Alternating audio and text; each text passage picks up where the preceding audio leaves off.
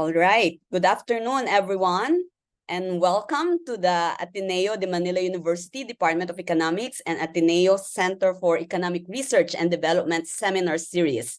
Good afternoon, ma'am. I should actually say good day to wherever you are, because I see some people entering from other universities outside of the Philippines. So thank you very much for attending this seminar. My name is Maha Rabago. I'm Associate Professor at the Department of Economics, and I will be the moderator for this afternoon seminar. For those of you who are first time attending this seminar, I hope you like our virtual tour. So hopefully next time you can visit the campus and see the Department of Economics and the university in person. Before we start with our seminar, let me just remind everybody of our house rules. We will let the speaker finish his presentation first before we entertain questions. Zoom participants, kindly stay muted and stop sharing your video during the duration of the presentation, just to make sure that we preserve the bandwidth. But during the Q&A portion, you can virtually raise your hand and wait to be acknowledged, and you can unmute and show yourself when asking your questions. Alternatively, you may also type in your question in the chat box during the duration of the seminar. We also have participants on YouTube. You may post your question in the comment section and we will read them out for you. Slides, videos, and other materials from the seminar are posted on our website only when the speaker gives his consent for sharing them. This afternoon, we have our speaker. Very lucky that we have a speaker from Boston. He received his PhD in Agricultural and Resource Economics from UC Berkeley in 2014. His research is in development economics with particular focus on the economics of agricultural development. He has studied the role of technology in reducing risk for the smallholder farmers in poor countries, the importance of property rights for rural-urban migration, and the efficacy of farmer field days in boosting technology adoption in India. His work has appeared in journals such as American Economic Review, American Economic Journal, Economic Policy, the Review of Economic and Statistics, and the Journal of Development Economics. Friends, colleagues, please join me in welcoming Professor Kyle Emmerich from Tufts University, and he is here to share with us our research on electricity and economic development, evidence from half a century in the Philippines. So Kyle, the screen is yours.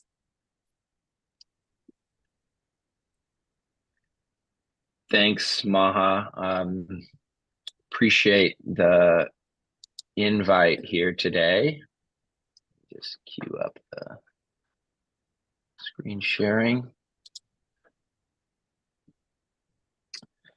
Great. So thanks so much for the invite to present this work. That was the music to start the webinar was certainly the most unique beginning of a seminar that I've ever had. So let's hope to keep that momentum up. This is a joint project that has a long history, but has really undergone quite a transformation over the last few years, and it's a joint project with Ujjayant Chakravorty, who's a Tufts colleague, Axel Aizmendi Larinaga, who's a Tufts graduate student, and then Maha, who you just heard from. So let me start with just a quick little bit of motivation. This is going to be a paper about electricity and very long run economic development. And we have a sense that infrastructure investment is important for development. And this could include, roads, dams, and then of course electricity is one other example of infrastructure that can play an important role in development process.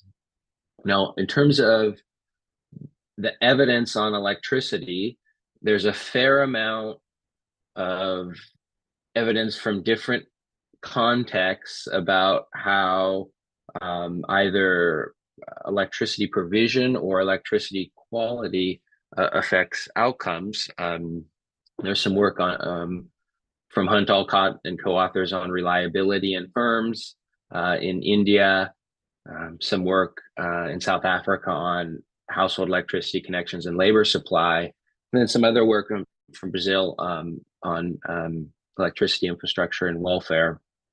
And then there's recent new work, RCT-based work from Kenya on the impacts of electricity on households, and that RCT work actually finds quite small impacts of connecting households to the electricity grid in Kenya.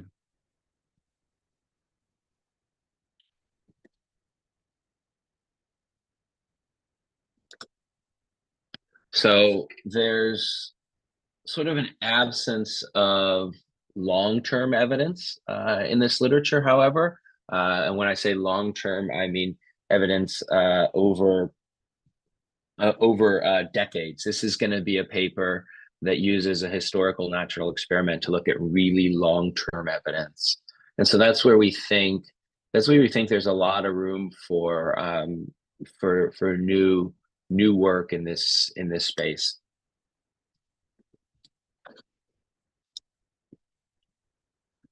So the research questions that we want to tackle with this particular paper are one, does very large scale investment in rural electricity infrastructure deliver long-term gains in welfare? And I've put large scale in italics there on the slide to emphasize that this isn't going to be a small RCT where we connect sort of the marginal household to the electricity grid. We really want to study electricity provision at a much larger scale, and this will actually be more cooperative level in the Philippines. And then we want to do analysis over many years, decades for that matter, to look at several possible channels. We'll look at, I won't have it in this slide deck today, but one of the things we want to do is look at structural transformation, the allocation of labor across sectors of the economy. Most importantly, population flows across space and labor supply, with the key idea there that electricity allows people to move across space or induces people to potentially move across space. And that's a testable hypothesis that we want to get some traction on. And then also, we're going to look at income risk. In other words, does abundant supply of electricity make people less sensitive to shocks, particularly weather shocks? So the context of this paper is going to be rural electric cooperatives in the Philippines. And these are background facts that probably this audience is very familiar with, but the country is divided into just around 120 rural electric cooperatives. And this process started in the late 1960s and early 1970s. And this division of the country into electric cooperatives was overseen by the National Electrification Administration. In this main sort of first wave of cooperatives, which is kind of what we're going to study in this paper, this first wave of cooperatives began largely in 1970 and took place during the period from 1970 to 72. And this creation of the very first rural electric cooperatives was co-funded by USAID. And a lot of, if you read some of the, sort of dug into the history here, and a lot of the support from in creating these cooperatives was very well targeted, and this sort of first creation of the electric cooperatives reads as something that was well organized and produced well-functioning organizations. Importantly, for our identification, we sort of stumbled upon historical discontinuity where areas with more than 100,000 population were prioritized for this early wave of cooperative formation. And so the idea was to not prioritize areas that had population less than 100,000, just because the viable market size may be too small in those areas. And so this is going to be the key source of variation that we leverage in the identification. And in the formation and the support of these early cooperatives, government support was quite strong. And so these first cooperatives really seem to, we're going to show, seem to benefit from this strong support. After this first wave of cooperatives were created, much less technical assistance and support was provided to the cooperatives that were created later. And even if you look into some of the historical papers on this, it's even called a bit of a crisis. And so the comparison we're going to make in this paper is really the comparison between these what we call early cooperatives that were created in this first wave and later cooperatives.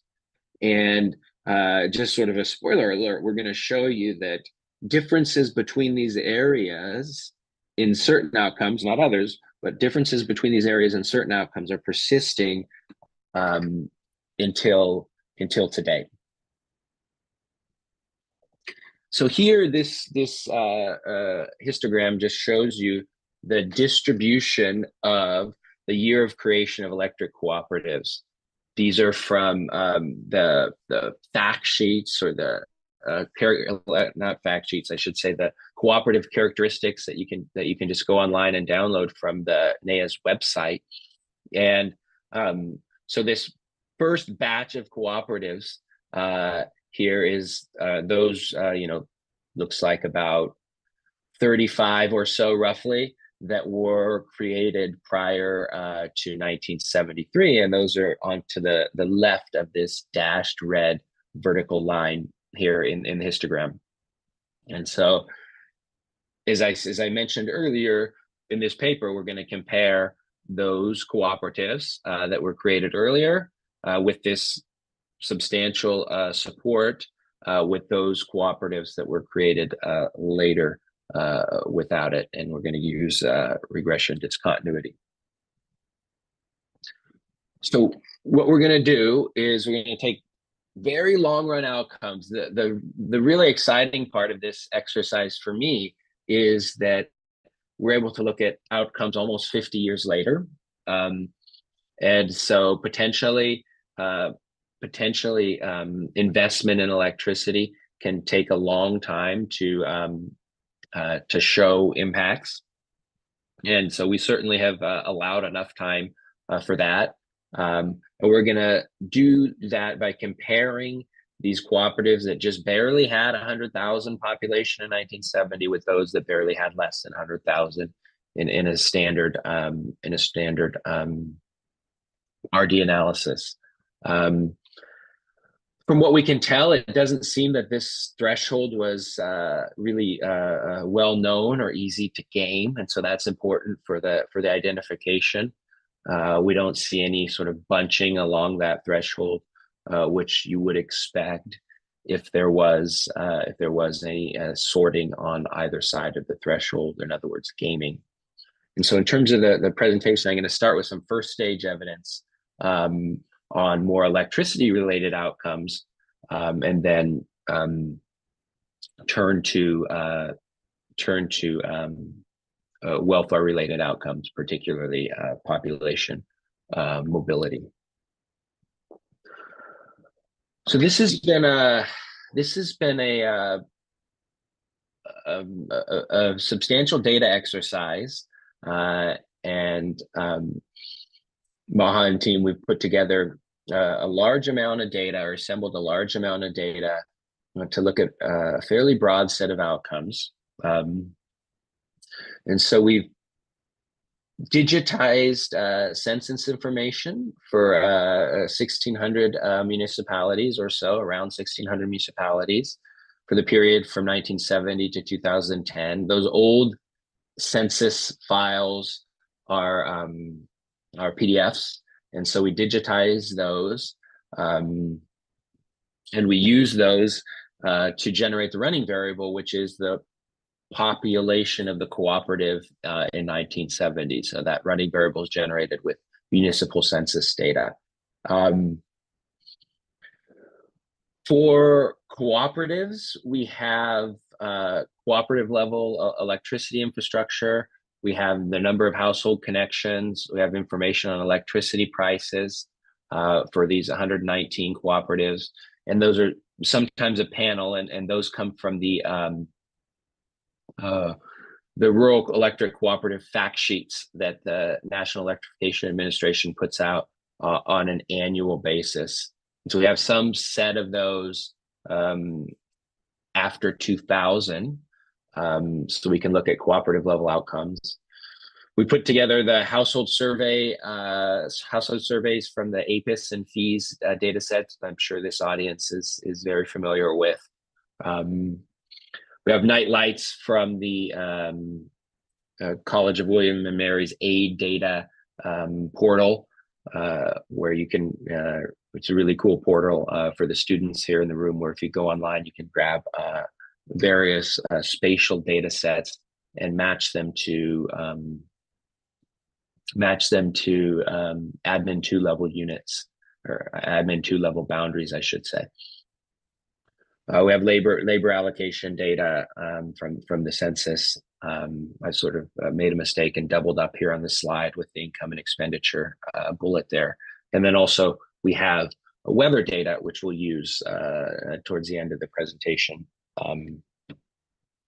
with temperature and rainfall from the UDEL gridded data set. So here's how I'm gonna proceed. I'll start with some just brief discussion of methodology and identification checks.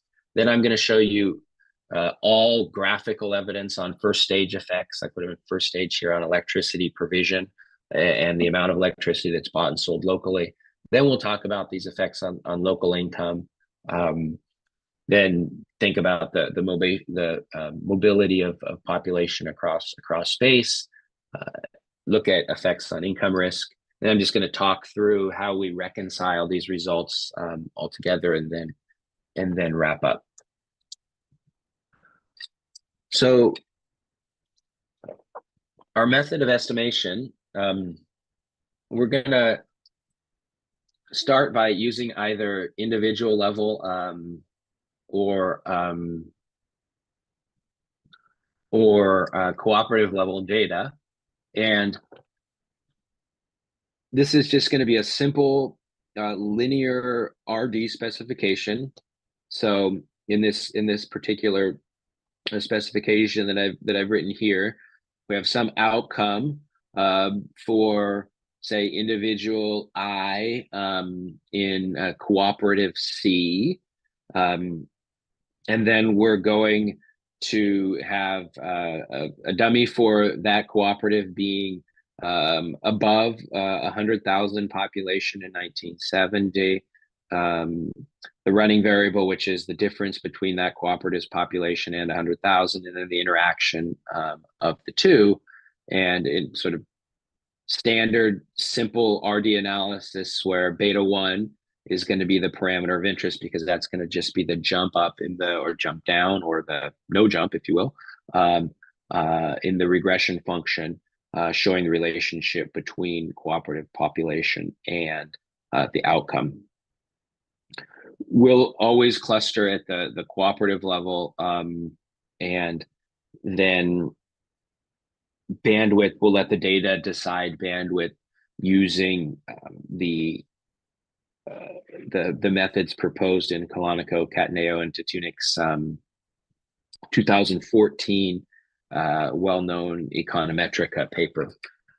So this is going to be really standard RD analysis.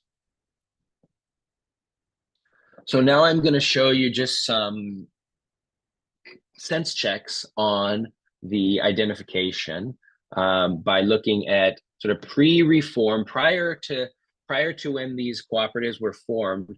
Look at outcomes across this 100,000 population threshold. I'm just going to show you some visual evidence first. And so this is from the census data in 1970, showing electricity, households using electricity for lighting, and showing that across this cutoff. And we don't see much in terms of clear pattern of discontinuity here, which is good.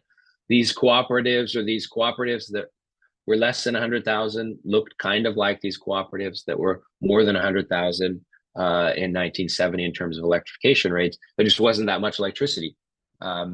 Electrification rates were hovering below 10%.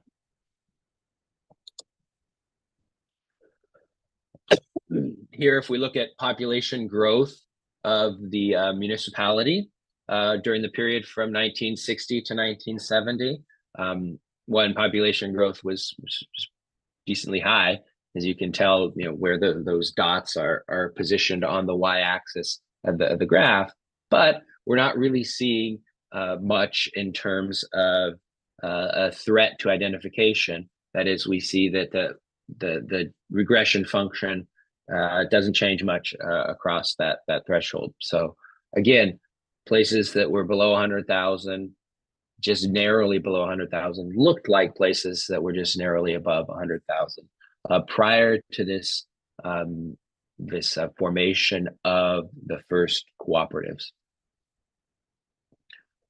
Now I'm going to show you only one table in this presentation, I think, which perhaps is somewhat unusual, but I'm showing you mostly visual evidence because I think that's more compelling with regression discontinuity. This is the only table I'm going to show you. It's kind of a balance table where I'm showing you the RD estimate, the beta 1 from that function that I presented a few slides ago for several outcomes prior to the reform, whether that be electricity in 1970, population in 1960 or 1970, literacy rates, all from the census, agricultural labor shares, and so on. The key takeaway from this exercise is we don't see any obvious threats to balance. That is, when we put pre-reform characteristics on the left-hand side of that regression, or pre-policy, pre-treatment, I should say, characteristics on the left-hand side of that regression, we don't see much. So overall, the sort of identification checks all look pretty decent. Now I want to turn to showing what I'm going to call first stage effects on the provision of electricity. We're going to essentially move 50 years later, okay? And we want to compare this first wave of cooperatives when things were done with USAID support again, and with government support from NEA in what the historical documents read in a very systematic and organized way, versus the later cooperatives where they were not.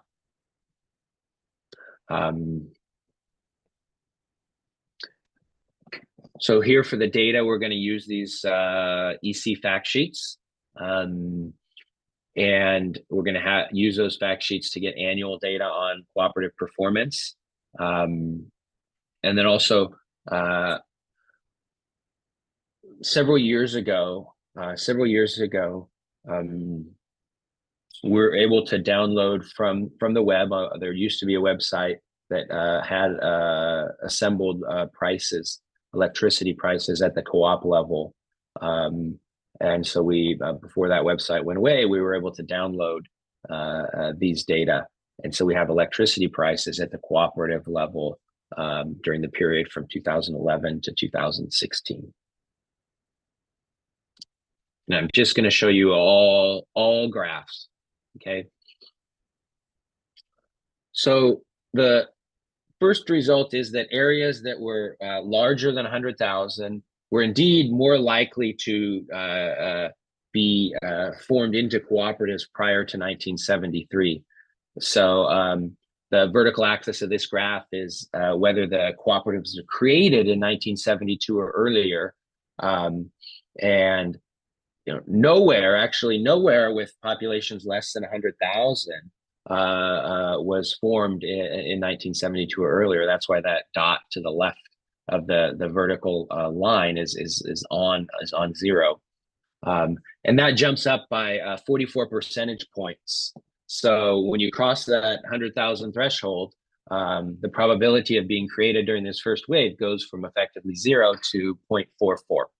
Okay, so big jump up in creation. This was like the first result that we created, and we said, "Oh wow, it did seem that this 100,000 population threshold had some bite, so it was followed." Okay.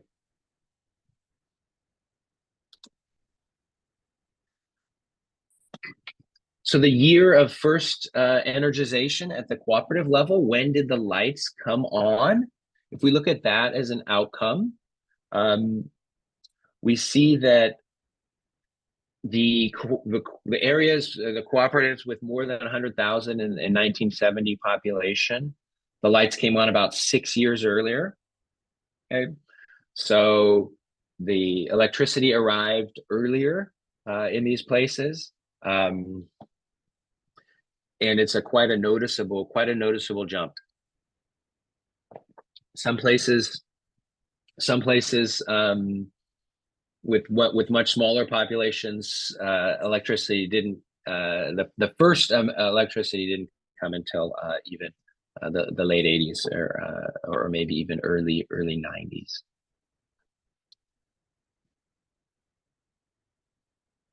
Now, this is an important result because now we're turning to 50 years later, and we're going to look at the amount of electricity that was sold at the cooperative level. And these come from the EC fact sheets, the electric cooperative fact sheets.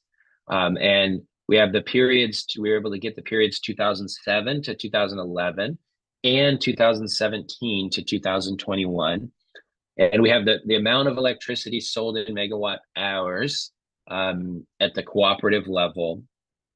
And we see a really clear and quite large discontinuity in terms of the amount of electricity that was being sold at the cooperative level. And it's quite a large parameter estimate. So we're finding an increase, a more than doubling in the amount of electricity sold locally, from around 50,000 to say around 123,000 roughly, looking at that point estimate. So the amount of electricity being bought and sold locally is much larger in these early cooperatives.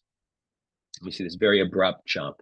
So I think this is kind of striking that there hasn't been a convergence over this long period. We still see these differences to the present day. This was kind of the first really striking result to us to suggest, wow, we might have a very long-term historical natural experiment here. So nighttime lights, if we look at nighttime lights, nighttime lights today, we see that same discontinuity. Perhaps not surprising, nighttime lights pick up, they're often used in development as a measure of economic activity, sometimes even economic growth, but fundamentally they pick up, whether there are lights on at night, electricity. So we see discontinuity in terms of nighttime lights in the present day as well.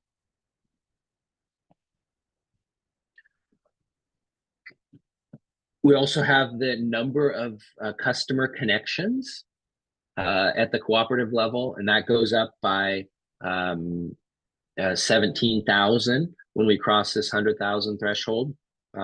So all of these outcomes are increasing quite noticeably with these early cooperatives compared to compared to the later cooperatives. Peak demand capacity shows us a similar large discontinuity of about 11,300 kilowatt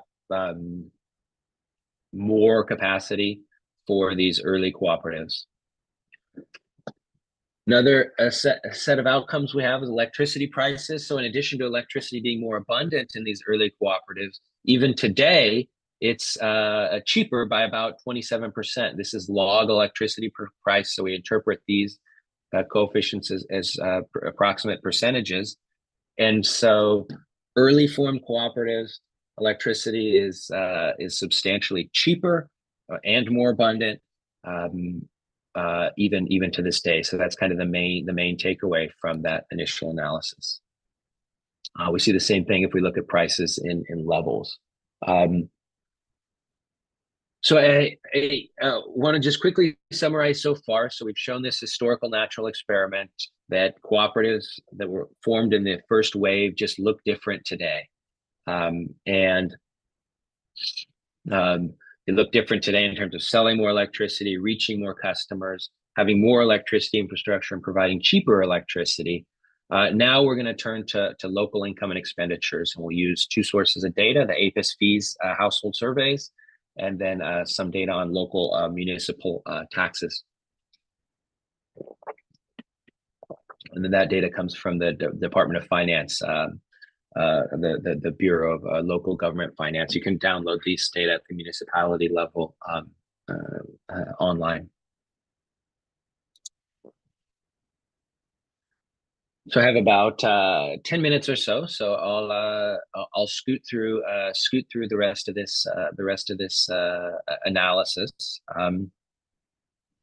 First, we start with total municipal expenditures, and importantly, I put total expenditures. So municipalities in these early formed cooperatives are generating more tax revenue and spending more. Is the main punchline from this, and this is during the period from 1992 to 2018. And so we have total expenditure in million pesos in 2018 values, and that goes up by about 19.6 million pesos. So municipalities just larger in terms of the municipal revenue. Now at the household level, very interestingly, we don't see those effects on average income per capita. So we just, despite electricity being more abundant, if we take the APIS fees data sets and we use log household income per capita, we just don't see much at all in terms of movement on that margin. So on average effects on income per capita are quite weak. In 2 or 3 minutes, I'll show you some heterogeneity that I think is quite informative here. But main punchline is just on average, not much going on with income per capita. I think the really interesting thing with this analysis is we can look at population. We have municipal population from all of the censuses all the way back to 1918. So we can look at how municipalities grew and compare the early formed cooperatives where electricity is, again, more abundant and cheaper with later cooperatives where even to today, electricity is less abundant and more expensive. So I've already said that we're going to use a municipal population data. So I think one of the key results in the paper is that people seem to be moving to areas with better electricity.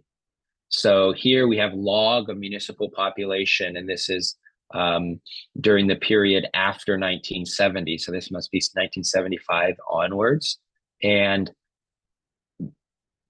log population goes up by about 0.451. So that's a really substantial effect on these populations of these municipalities.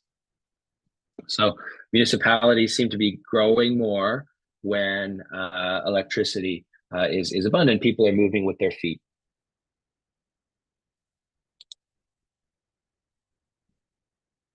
Here's the, if you will, the dynamics of that. We just don't see much going on with the pre-reform population, which we shouldn't. And then the point estimates in terms of the effect of the RD effect of being larger than 100,000 sort of grow over time. And this is now actually in levels, so I'm sorry about that. But we see that municipalities, in terms of levels, sort of flatlined around 2000, but municipalities in these early formed cooperatives are larger by about 5,000 to 10,000 individuals. And that effect is persisted through to the 2015 census. So mobility seems to be a key channel of a potential channel through which impacts could be important, or through which impacts could be generated, I should say. So last main result before I just sort of wrap up with a simple framework to reconcile all these results is a mechanism that I don't think we know much about, but instead of looking at the first moment of the income distribution, I kind of want to think about the second moment and whether electricity has any sort of insurance feature to it. So just showed you that the effects on average income per capita were not impressive. At the same time, there's a lot of papers that show in developing countries that weather shocks do bad things. There's a million papers that show that.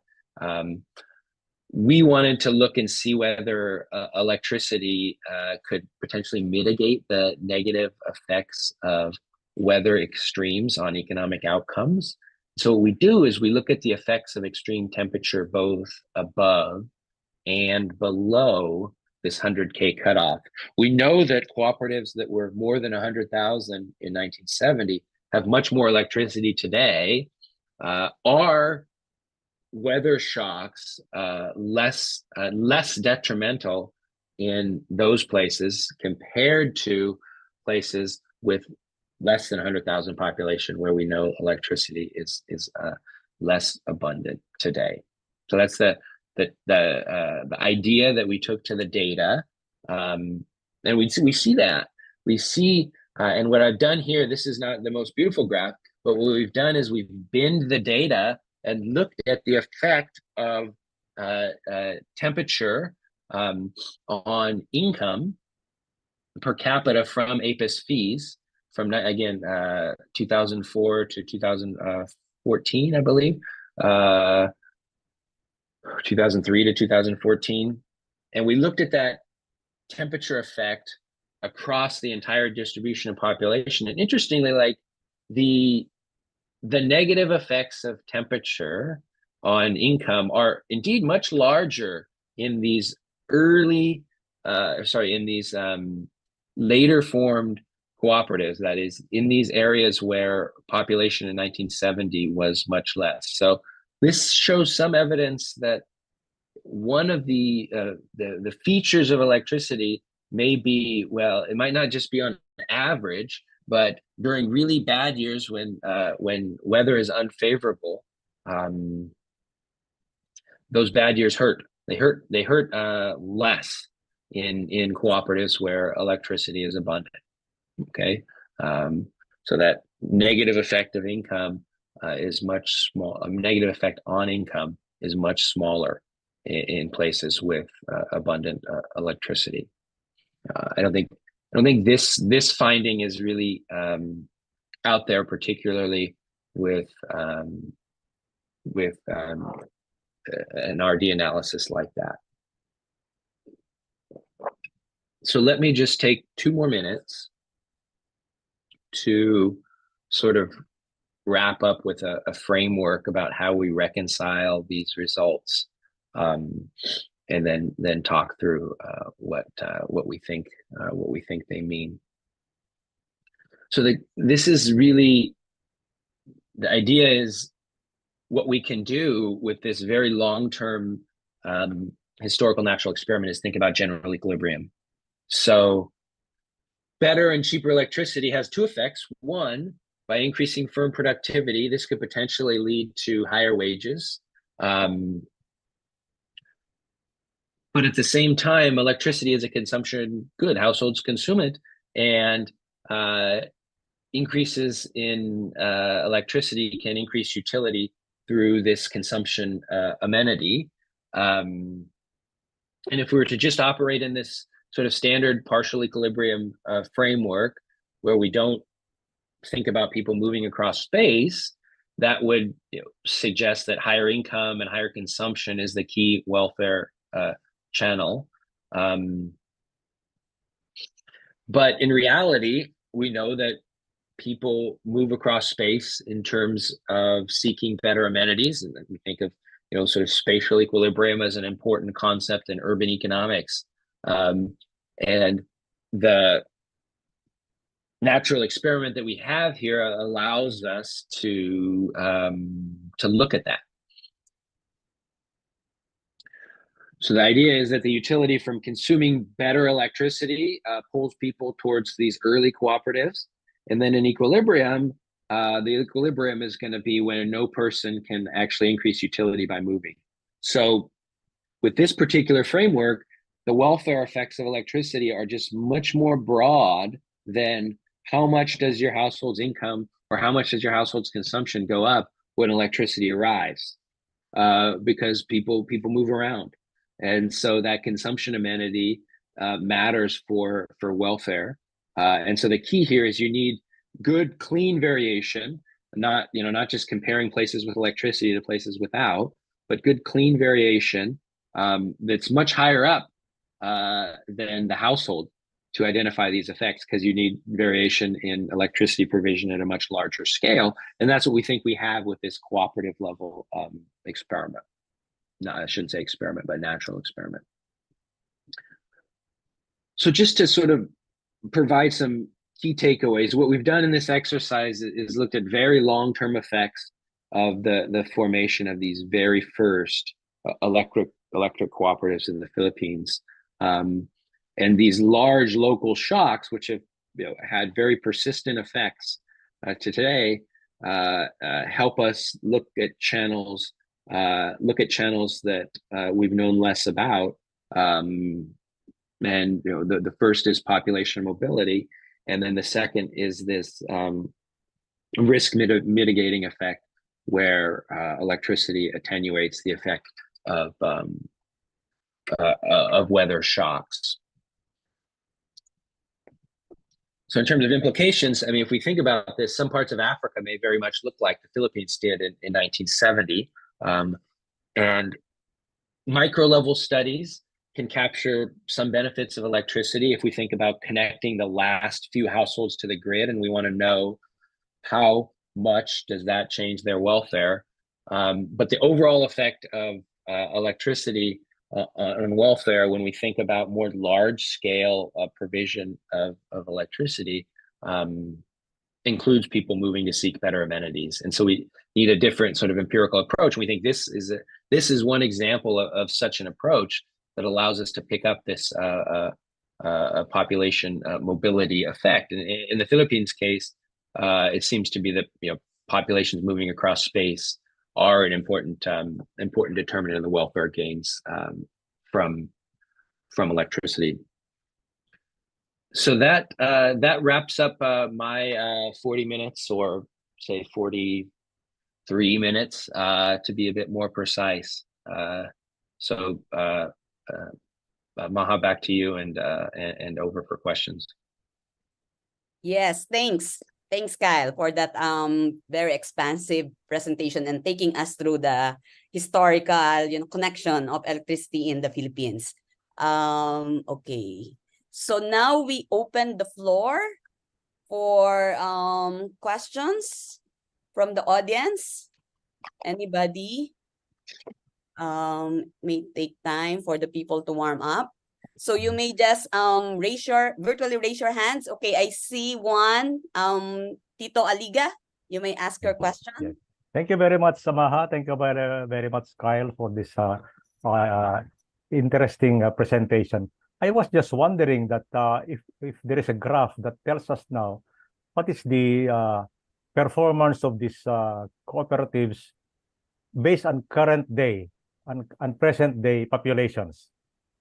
Because I have a feeling that not all the later than 1970 cooperatives might be bigger in population size than the early cooperatives, and they might be showing better progress. So my point is that maybe the progress is based on population size, not whether they were pre 1970 or post 1970. That's just my feeling, because I know that many communities grew faster than the others, and they are better electrified at this moment. Thank you. Kyle? Yeah, I mean, the we just look at the jump at that 100,000 threshold because that's where we have identification. But if you look across, like the whole x-axis of that graph is the population in 1970. So that 70, yeah. the slope of that curve sort of shows you how cooperative level outcomes change with population in 1970. We could look at the correlation between outcomes and their current population, not the population in 1970. Yes, yes. That would just be a correlation. We wouldn't be able to say anything causal from that exercise, but we could look at that because we have that data. Mm. But I don't know what those correlations look like, but that's something we can look at. My sense is indeed that like the places that are higher population today are probably on average have a bit higher performance and certainly more electricity provision, but I don't know the exact slope of that function. Yeah, okay. Thank you, Kyle. That's what I think Mm-hmm. also, but again, the data will, Yeah, your analysis will show that, whether that's true or not. yeah. I mean, we were really most interested in like how population on the left hand side of the regression, how Mm. population is changing in these initial early cooperatives versus later cooperatives, because we think of that as people people moving. So that Mm. we thought of population more as an outcome of interest Yeah. than again on the right hand side of the regression. Thank you. Mm-hmm. Thank you. Would you mind telling us your institutional affiliation, Tito? I forgot to ask. Yes. Yeah. Actually, I'm with the UP, University of the Philippines Engineering Research and Development Foundation. And Thank you. we have a lot of colleagues who are in the electric cooperatives. In fact, I sent your invite to the people in those organizations. And Thank you. unfortunately, I cannot see familiar names, but they might be there. Thank you. Thank you. Thank you, Tito. Thank you. Okay. Any other question from the Zoom audience? You may just unmute yourself. We have one from chat. Edward, would you mind asking the question yourself? Oh, okay. I'll just Edward. I can read it. It's Okay. okay. I can see it there. Okay. It says, how did you decide on using the Philippines as your case study? How much interest in Philippine studies would you say there is at Tufts and in the Boston area? Um, so, how did I decide on the Philippines as a case study? I mean, we started working on this project a long time ago. EPDP, the USA Yeah, 100 project. during this even Maha, during your previous sort of stint at this EPDP Yeah. program. And why the Philippines? Well, I mean, far as I know, the Philippines is the only place where it permits us to look at this very long-term historical natural experiment with the formation of electric cooperatives, and so that that's why the Philippines.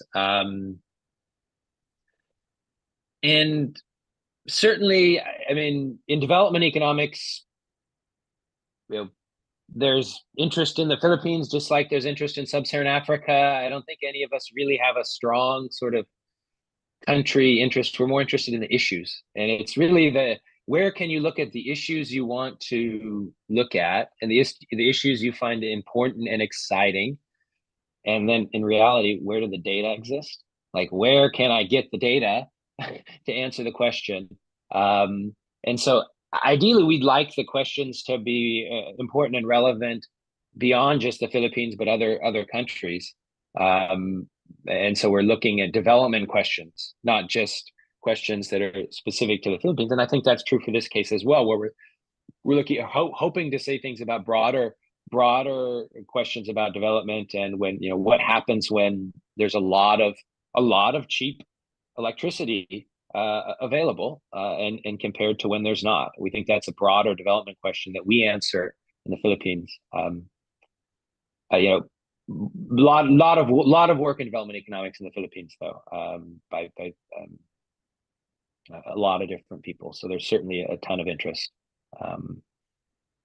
I think you've seen some of it in this webinar, for that matter, if I remember correctly. Yeah.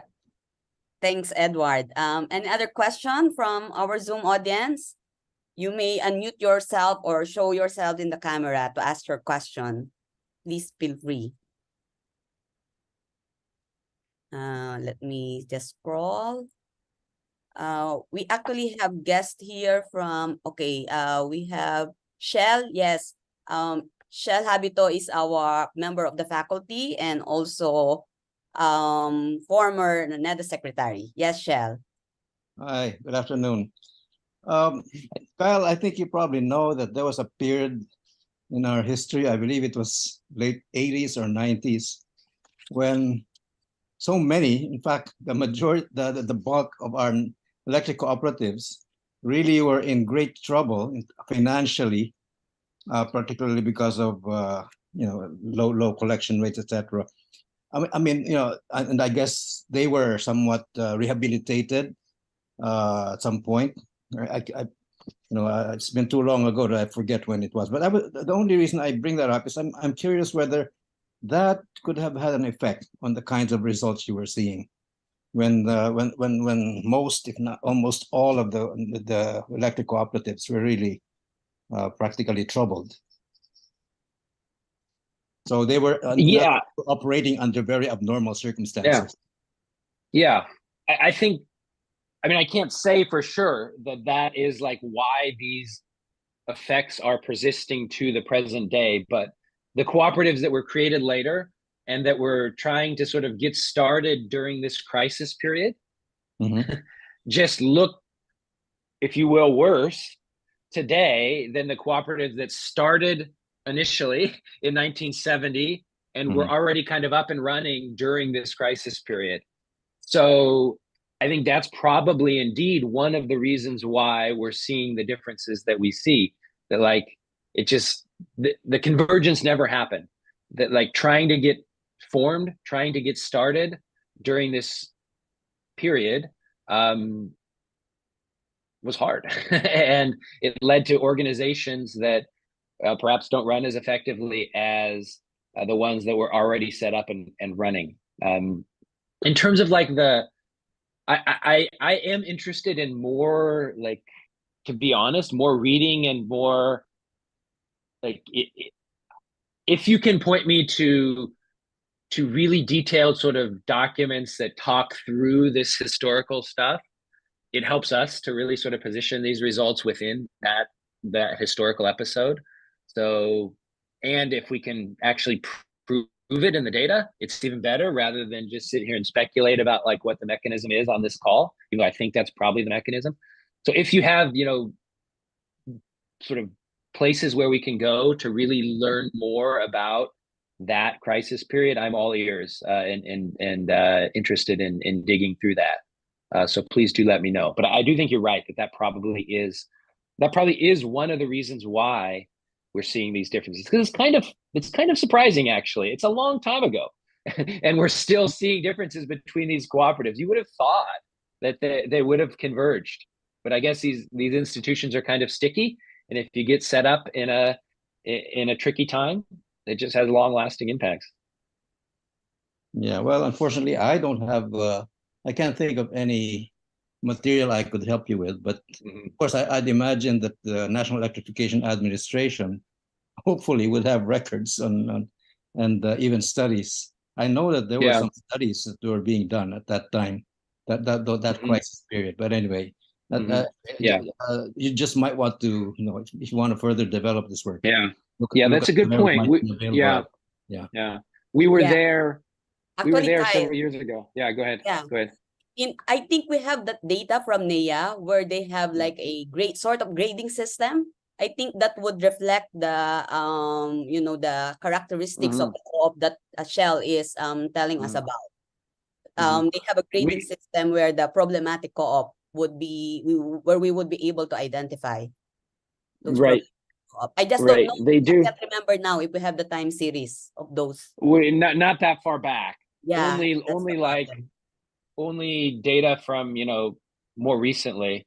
I Mhm. don't think they were doing I don't know, but maybe they were doing these grades in 1980 and 1990, or they have like, it would be great if we could really have data from that period. I mean, even if we have to blow the dust off the archives, we do it, obviously, to sort of understand what took place during this formation period. We do have the grades, but I don't remember if we looked at those as an outcome for to me. I mean, I find it more interesting to unpack the grades and look at the inputs to that grade, rather than to say the grade is higher by whatever 2 points is less meaningful than like, well, what they're using certain inputs to calculate those scores, and why not just show effects on those inputs. Things like collection efficiency, those are the things that go into, I think, those grades. No, there may be another study in itself from that data, actually. So anyway. Yeah, there's a wealth of data here. I mean, there's a wealth of data here that has been assembled. And so, there's probably a lot of things we can do. I mean, we've been working on it for a while. So. Okay, thanks. Good luck. Yeah, thanks. Yeah. Yeah, okay. Any other question? Thanks, Shell. Any other question from the Zoom audience? Okay, Kyle, I just one comment for the sake of discussion.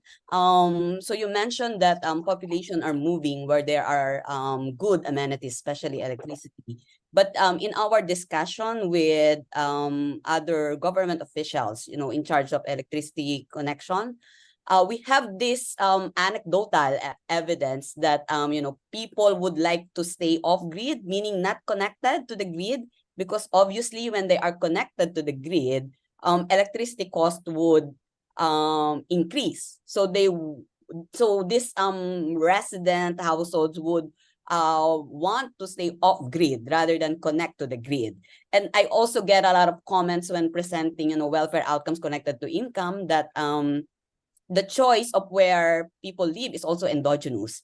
And Philippines is still a developing country where poverty is still about 18% of the population. So they choose to live, in rural areas where likely you have very poor electricity connection, and therefore that would be affordable to, this kind of population. So how do we, kind of reconcile that with the results that people move to areas with better, amenities?